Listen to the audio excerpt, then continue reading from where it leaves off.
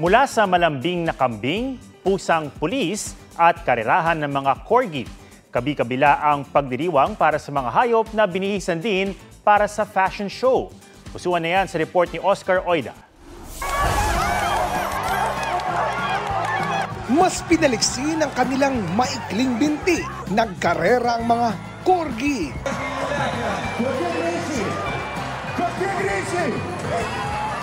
Daan-daang corgi ang dumalo sa taunang corgi race sa Lithuania. Literal na dog show naman ang fashion show. Tampok ang Corgi Air at Fur Factory. Ang pastula naman sa Germany, instant racetrack. Sakay ng naglalaki ang ox. Nagpasiklaban ng cowboys at cowgirls. Challenge syempre ang di mahulog.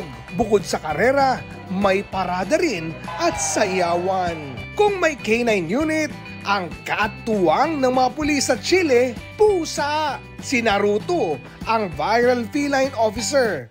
Kinupkup siya ng mga pulis matapos i-rescue mula sa mga naghahabol na mga aso.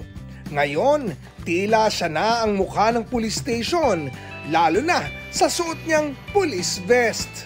Pero sa Ilocos Norte, may among always nilalambing ng alagang kambing. Meet Matilde.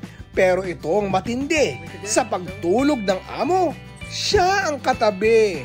Kinupkup siya matapos mamatay ang ina sa panganganak.